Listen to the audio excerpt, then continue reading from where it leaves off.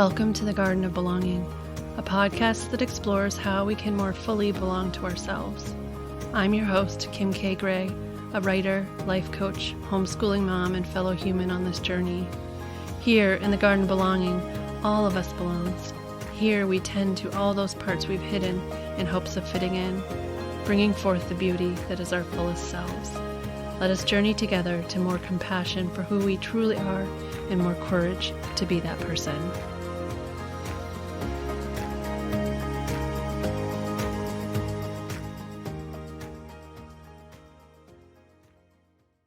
Today, I hope you'll enjoy my conversation with Nicola Humber. Nicola is the author of Heal Your Inner Good Girl, Unbound and Unbound Writing. She's also the founder of the Unbound Press, a soul-led publishing imprint for unbound women.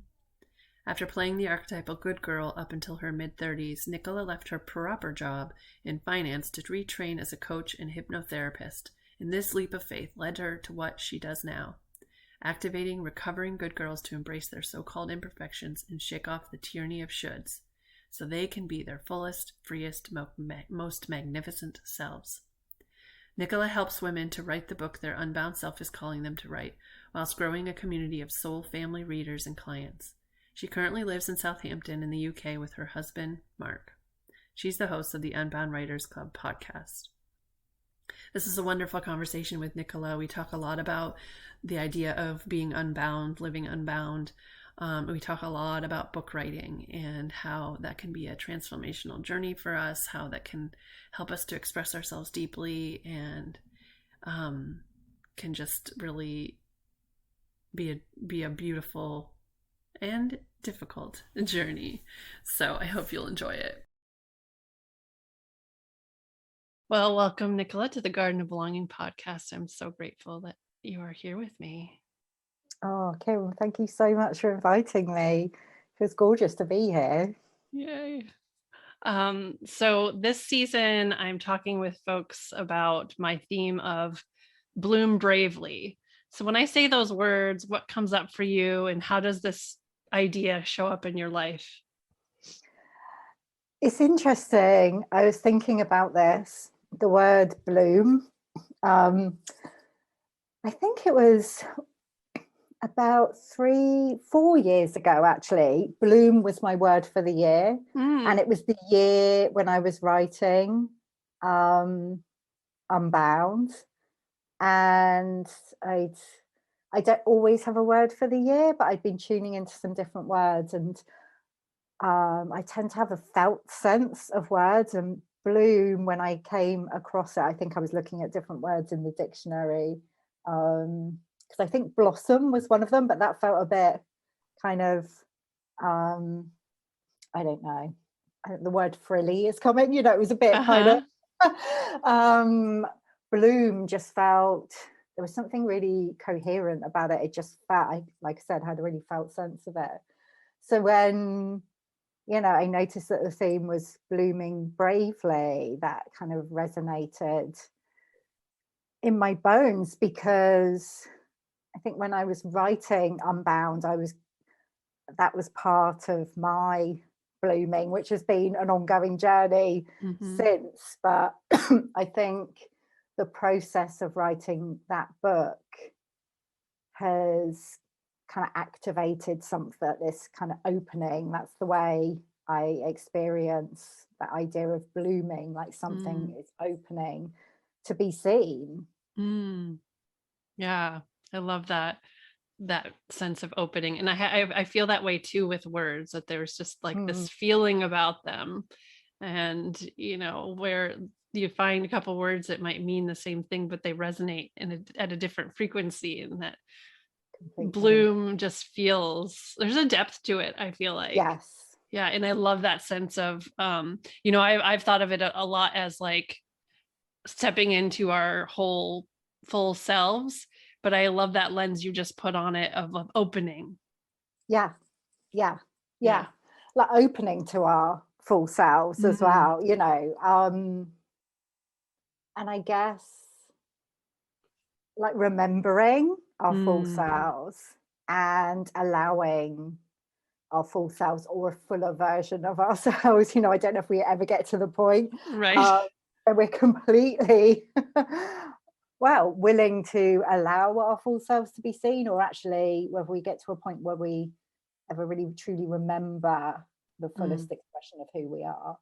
Um, but yeah, there's something there. It feels like, when flowers bloom, they do it to be seen, so mm, there's that kind of allowing ourselves to be seen, that feels really important as yeah, well. So we're not just doing it for ourselves, but for others. yeah.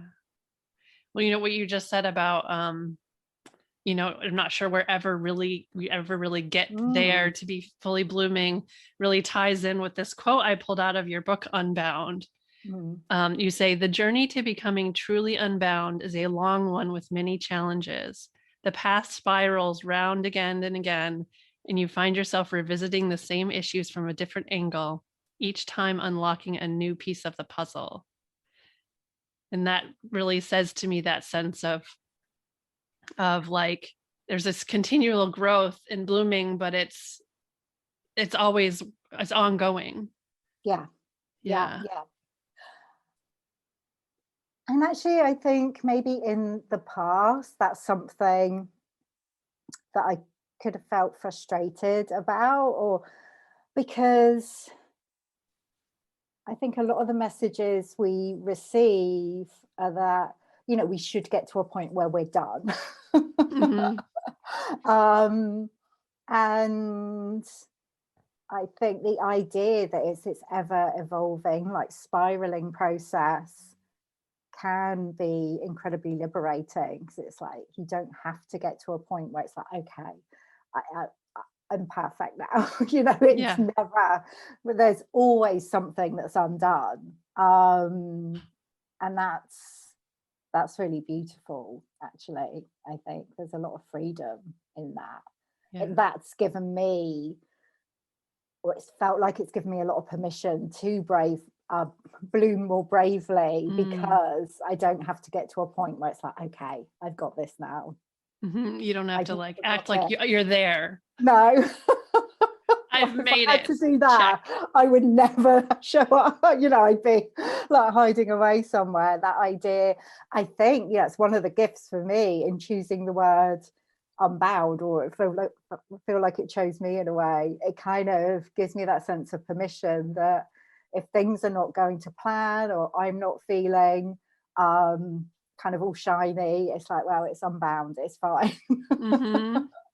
Yeah. Can you tell us more about that word unbound? Like, what does that mean to you? And what does that living unbound look and Mm. feel like?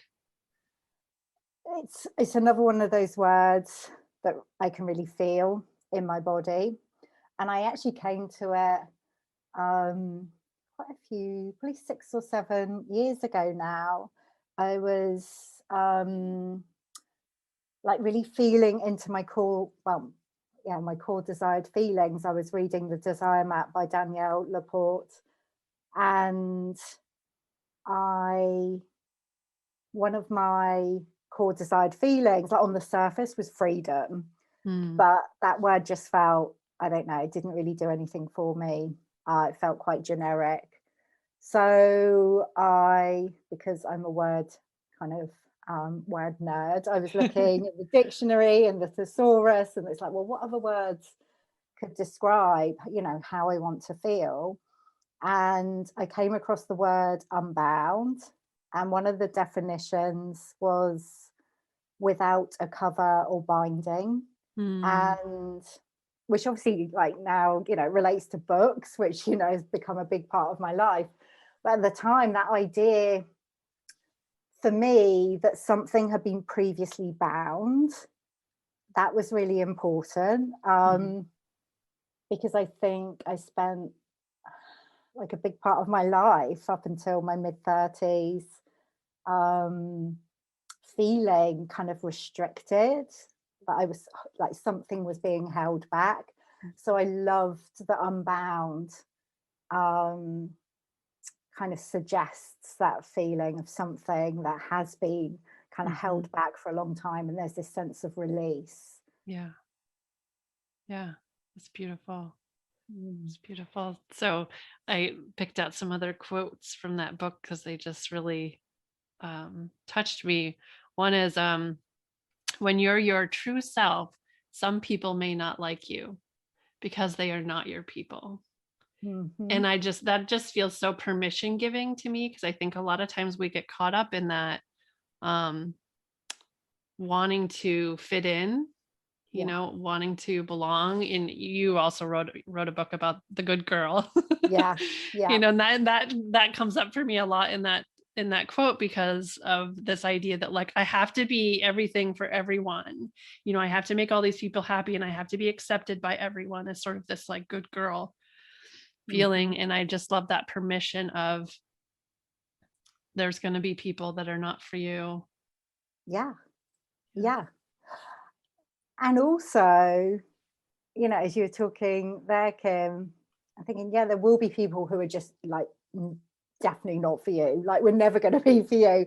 But also for me, there's something in like allowing the people who are maybe close to us as well, to not like us sometimes, or be Mm, annoyed, or irritated or angry with us, or disappointed in us. That's okay. We're all human. And I think when we are trying to live from this place, which I definitely did for a long time and absolutely still do at times now, find myself um trying to please others, beyond how I'm trying to please myself. mhm. But we have to, well, this has been a big part of my journey to kind of recognize it's okay for people to be like angry or disappointed with me. It's part of living. Yeah. Um, and that doesn't have to affect um, a loving relationship. Mhm. We can still be in connection with people and have these emotions coming up. That's okay. Mhm.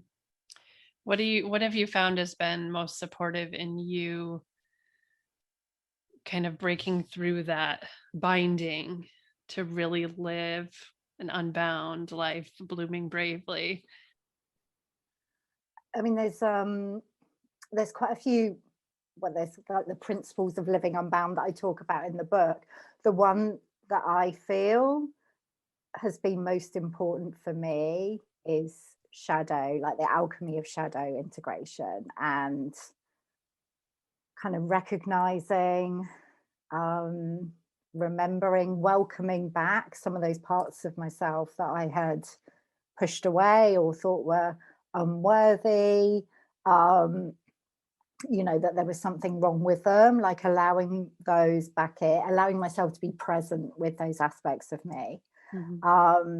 all those aspects of my experience, as I just spoke about, um, some like anger was a big one for me. Like I couldn't really accept kind of any anger in myself, and Mm. like with other people I would shut down and just need to remove myself from the situation.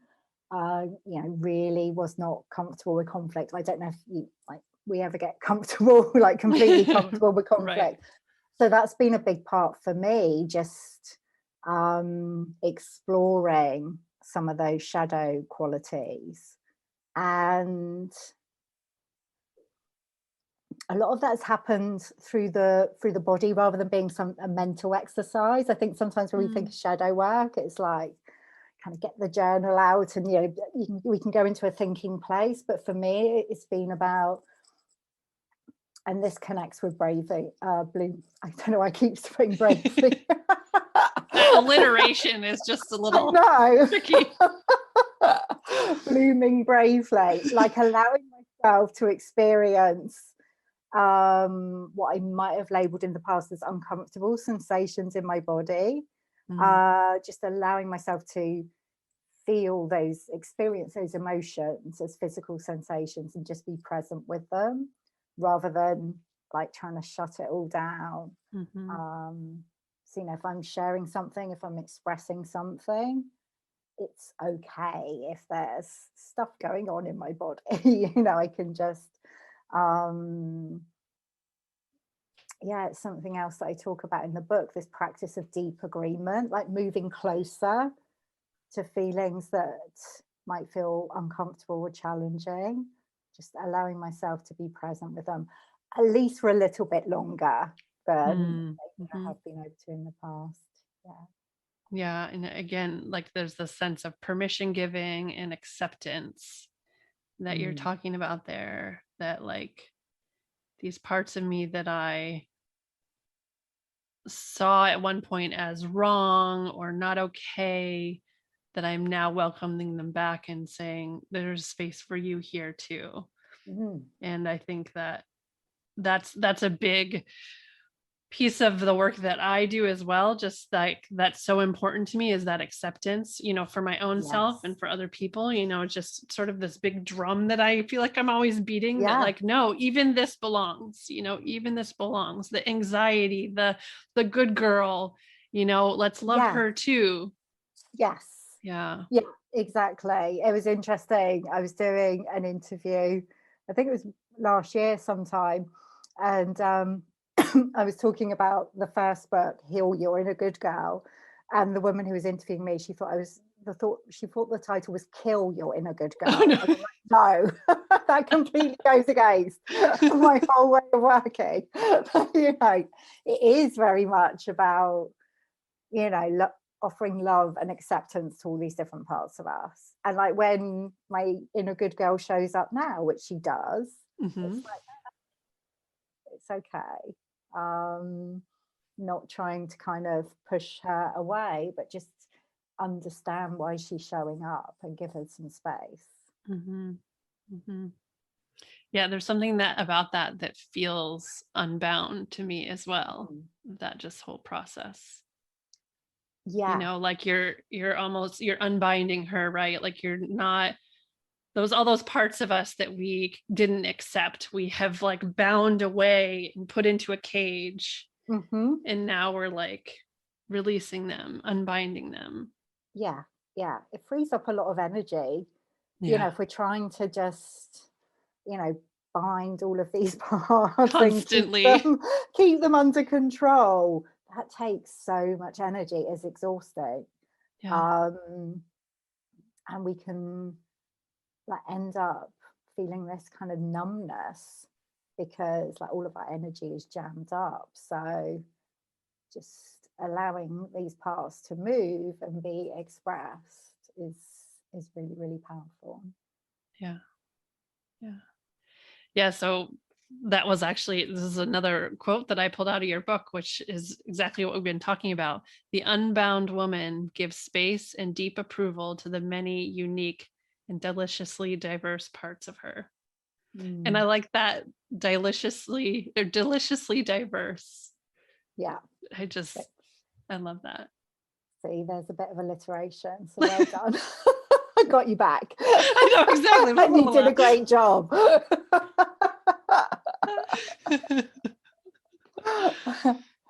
Yeah. Yeah. Yeah, that word is so interesting. You kind of reading these quotes. I'm like, oh, I can't remember it now. I wrote that. That's what happens. Yeah, I read the book a while ago and it was really fun to go back and like pull out all the things that really stood out to me. Yeah. And I think, with books that changes and shifts over time. That's why I love when you read a book that you really connect with and then you come back to it like a year later or a couple of years later and it's like it can feel like a different book. That's the magical thing about them. Yeah. So let's talk about books. So you're owner of the Unbound Press. Yes. And you're working with, and you've written 3 books. Yeah. And you coach other writers through the book writing process. So talk to me about like how, like what a book can do for you in Blooming Bravely. Yeah, that is a really great question to think about it in relation to books. I mean, for me, books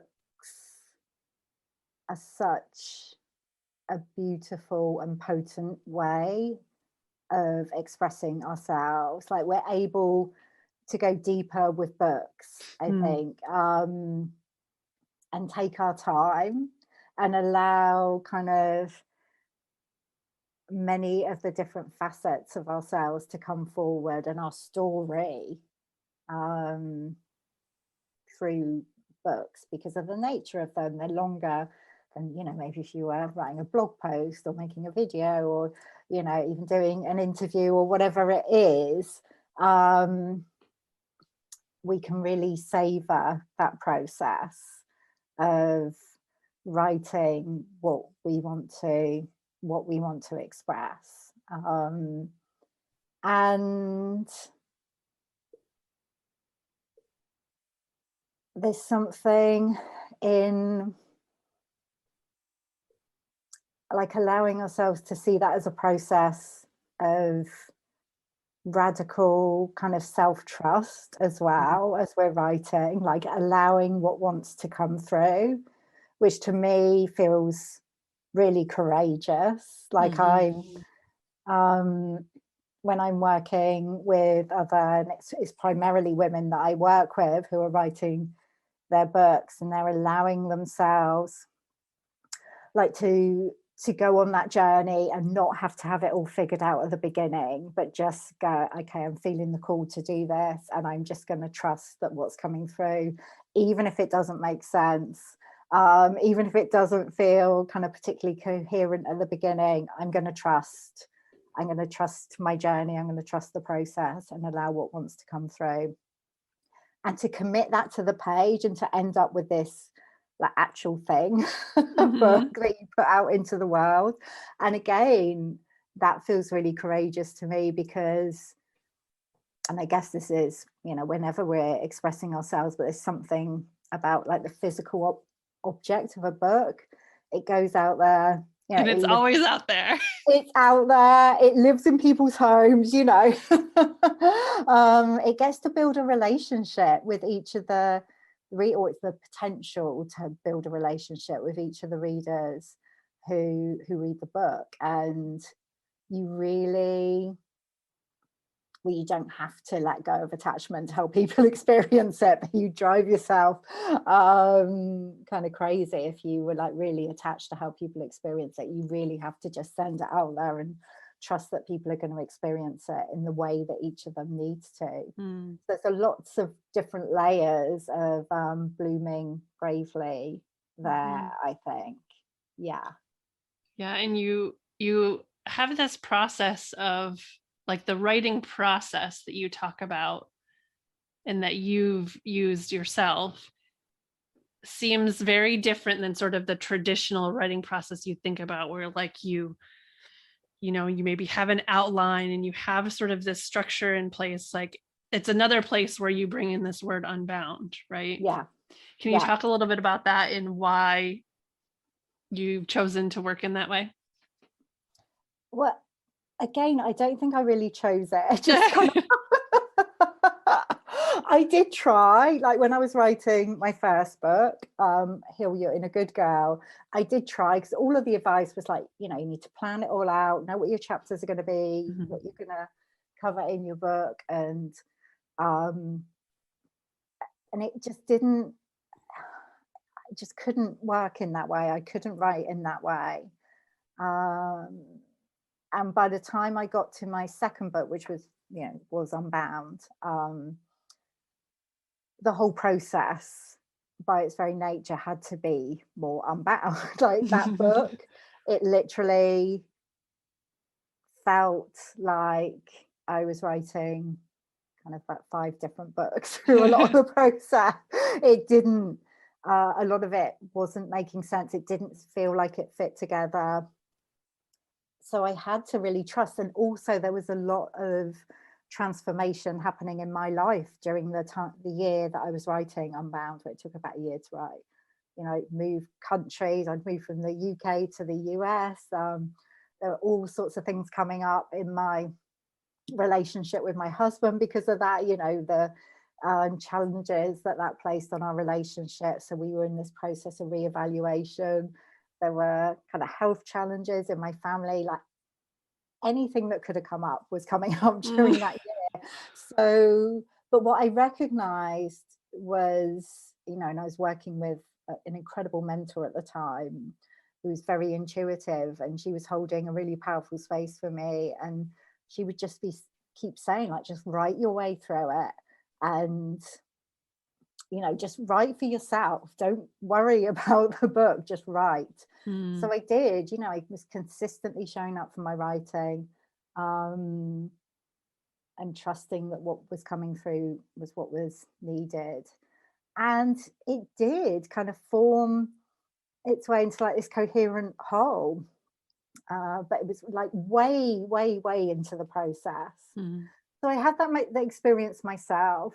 I never ever thought that I would be holding space for others to write books. Like through that year, um, my mentor actually, she, like I said, she was very intuitive, and she kept saying, I keep getting these images of you like running writing workshops and helping other women to write books. I was like, no way. Like, look at this. This is a mess. How can I help others to do it? And it was only once Unbound was written and we were getting ready to release it into the world, and I was actually talking to my publisher at the time who was helping me to release Unbound, and he said, I can imagine you doing this and like helping other women to write books and share their stories, and you'd have your own publishing imprint and it'd be called something like the Unbound Press. I just felt this sense of knowing Mm. in my body. Again, it was this physical thing, and I thought, yeah, okay, that feels like what I'm meant to do. So I had to trust that, um, and did, and then started the first round of the Unbound Writing Mastermind. And I was saying to people, I was having conversations saying that I am not a book coach. I've never done this before, but but I know I can hold space for transformation. Yeah. Like I can hold that space and of acceptance of like whatever is coming up is exactly what's meant to kind of emerge and unfold. So I'm very grateful that there was a group of women who decided to come on that journey.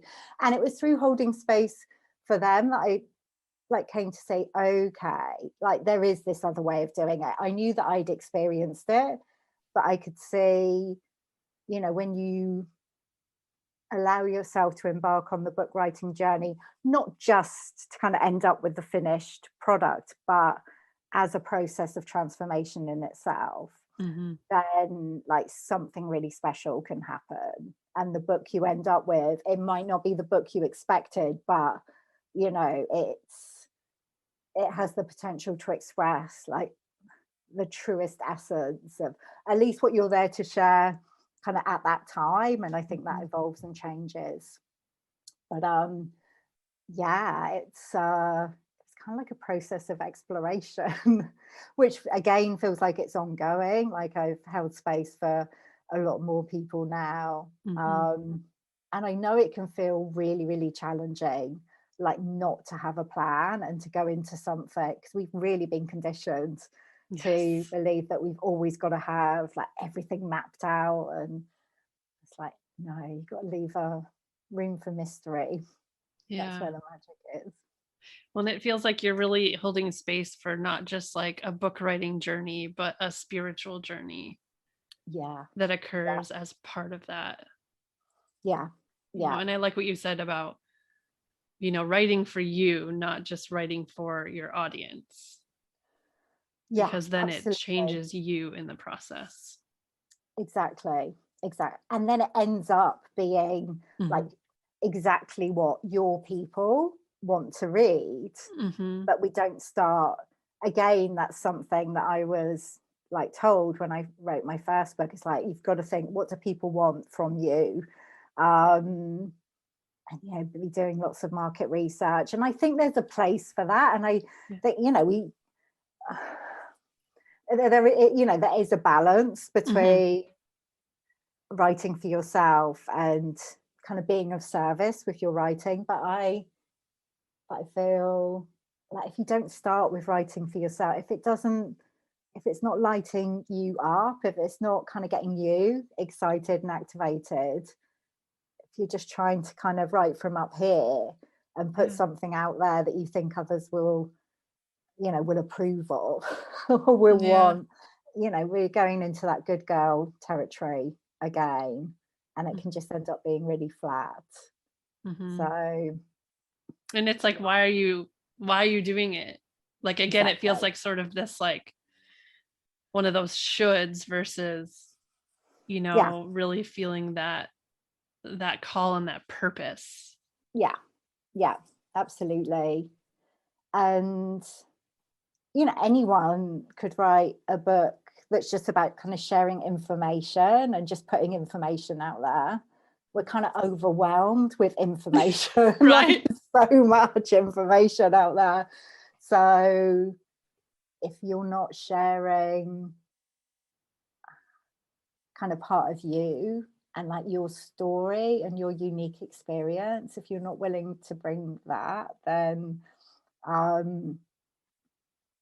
think then that's, like I said, where it can end up feeling quite flat, and you're not going to find your people. They're not going to find you.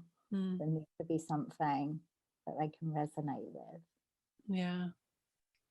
And also, you never know where that book writing journey is going to lead. Like, yes, you have a book at the end of it. Sure. But when you're allowing yourself to experience it as this transformation in itself, like, that can activate all sorts of other things in your life, which, it can feel unsettling at times. It can bring things to the surface that maybe you weren't aware of, or that you had kind of maybe consciously, maybe subconsciously been pushing away.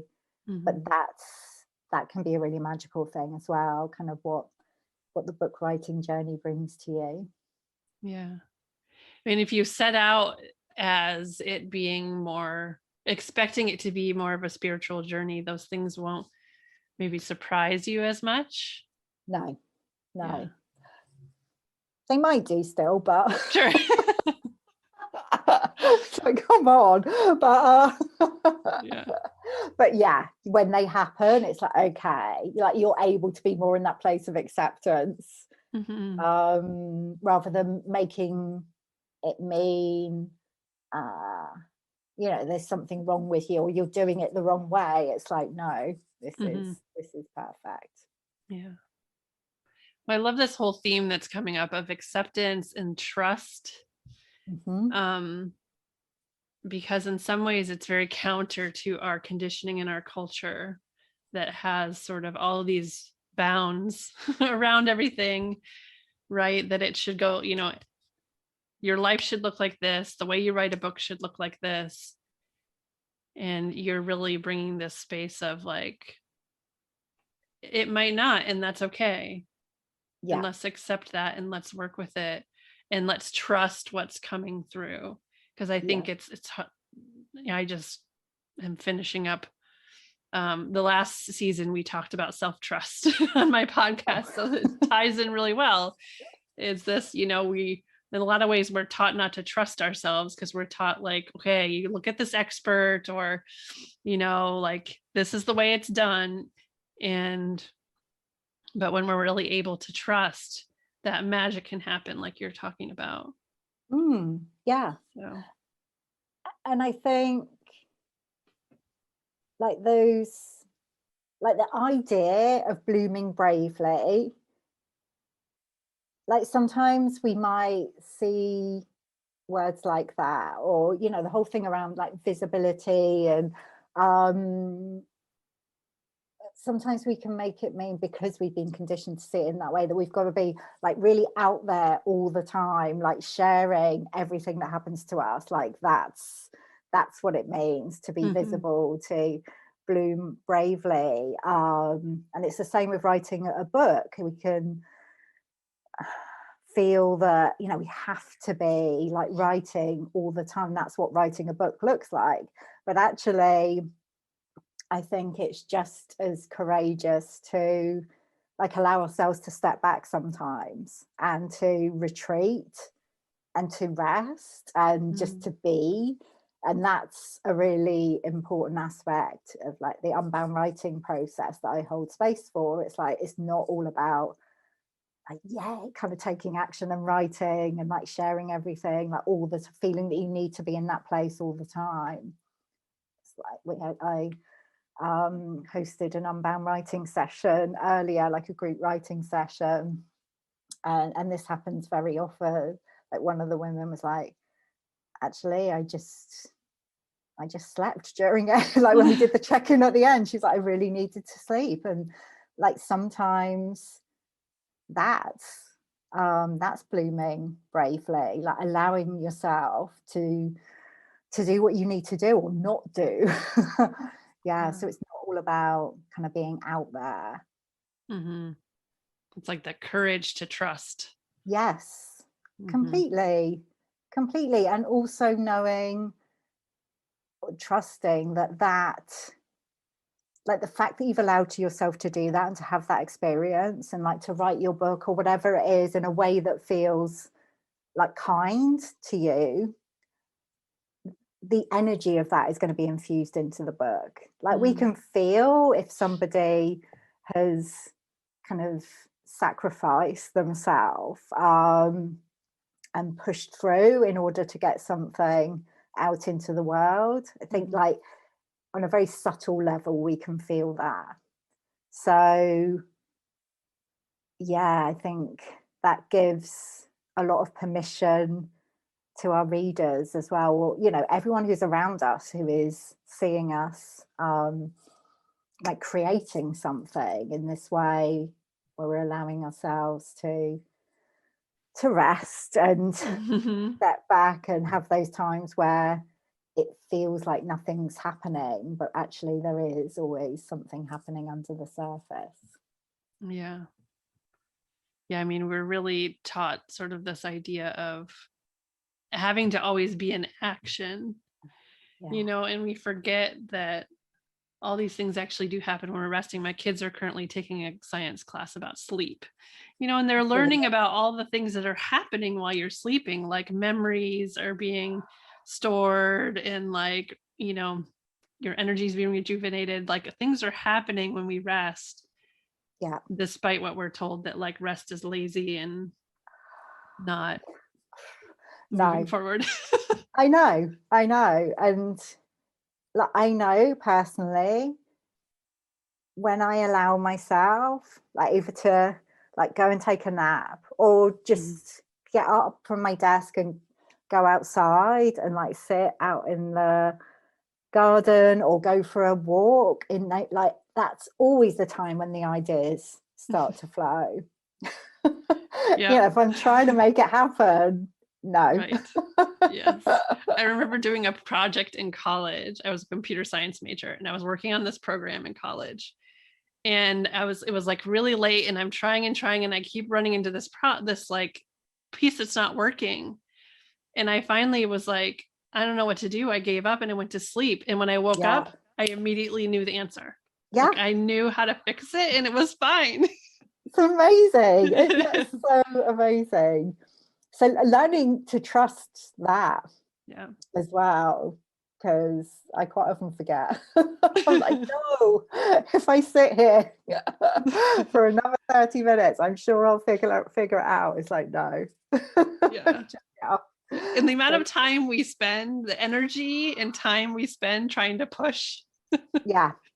When if we just took a step away, like we might have saved ourselves some trouble. But you know, that conditioning is strong. Totally.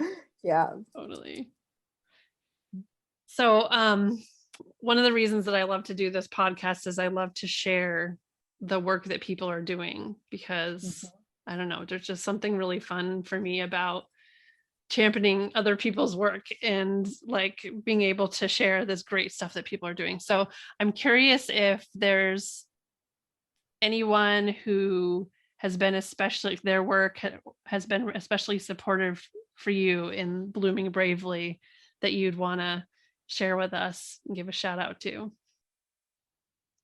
Do you know what? There's so many. Yeah, I said Could any literally one, and then I was like, well. I know. I mean, someone who I'm really feeling activated by her work at the moment is Kelly Deals, who I love, feminist marketing coach, who's just incredible. The work that she's putting out into the world,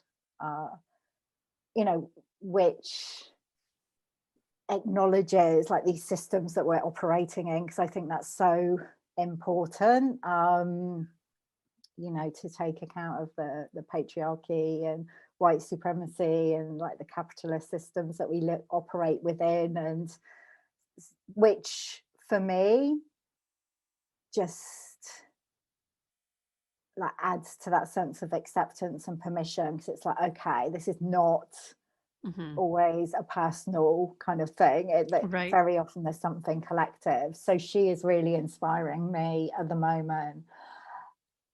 But to be honest, like every woman I work with, I get so inspired and activated by like every time I kind of hold space for a group call and like women are sharing, and like allowing themselves to, well, both to be on this journey of writing a book and like committing to that, and allowing it to be this transformational experience, but sharing with each other. I just that's one of the gifts of the work that I do now, because it's like a huge part of it, particularly through the Unbound Press, is championing. I'm in trouble with my words today. All of these incredible writers who are sharing their magic with the world. It just feels like a complete gift to be able to do that as part of my job. Yeah, that's wonderful. So if you could give one piece of advice to people for blooming bravely in their life, what would you say? I guess it's the theme that's come through in our conversation, which is like really trust yourself, like trust your own process, like trust how it feels to you. Like if something feels good, trust that. If something feels off, like trust that as well. Beyond what anyone else tells you, like trust yourself. And I think a lot of that is about like coming back into our bodies, like allowing ourselves to be in our bodies and really trust those feelings, because we can often like rationalize things up here in our heads, but trust that sense of knowing in your body. We've just circled all the way back. Yay, go us. To the beginning. The spiral. Oh, the spiral. Yes. Yeah, absolutely. Well, thank you so much for having this conversation with me, and everyone, make sure you check out the show notes so you can see how you can connect with Nicola. Thank you. Thank you so much, Kim. It's been a pleasure.